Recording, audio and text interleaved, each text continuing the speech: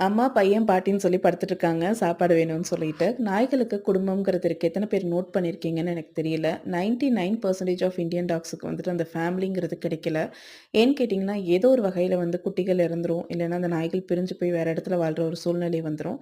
இன்னும் சொல்லப்போனா, நாய்கள வந்து பிஸ்கெட் போட்டு கூப்பிட்டுட்டு ஒரு இடத்துல கட்டி வச்சு, ஆள் இல்லாத இடத்துல கட்டி வச்சு, கண்ண நோண்டுறது, உயிரோட வந்து பல சித்திரவதைகள் பண்றது, அடிக்கிறது, எலும்புகள் நொறுங்குற அளவுக்கு பண்றது, குட்டி போட்டுருச்சுன்னா குட்டிகள் மேல சுடுதண்ணி ஊத்திர்றது, அவங்க அம்மாவ போட்டு அடிக்கிறது, நைட் நேரத்தில சில நாய்கள கற்பழிக்கவும் செய்றாங்க. நெறைய இந்த மாரி நடக்குது. இதெல்லாம் நான் பார்த்ததோ, படிச்சதோ கிடையாது. நான் ரெஸ்க்யூ பண்ண நாய்களே வந்து இருக்கு. இதெல்லாம் ரொம்ப கொடுமையா இருக்கும் அந்த டைம். ஜீர்ணிக்க கூட முடியாது. பார்க்க கூட முடியாது அந்த சூழ்நிலைகள்ல. இதெல்லாம் வெளில வர்றதே கிடையாது. ஒரு நேர சாப்பாடு, ஒரே ஒரு நேர சாப்பாடு நம்ம போட்டு ஒரு ஆதரவு அப்படிங்கிறத குடுக்கலாம் நாய்களுக்கு. 100% பியூரான அன்பு எங்க கிடைக்கும்னா, அது நாய்கள் கிட்ட தாங்க. அது பழகுனவங்களுக்கு கண்டிப்பா தெரியும். ஸோ அப்படிப்பட்டவங்களுக்கு நம்மனால முடிஞ்ச ஒரு உதவி கண்டிப்பா செய்யணும்.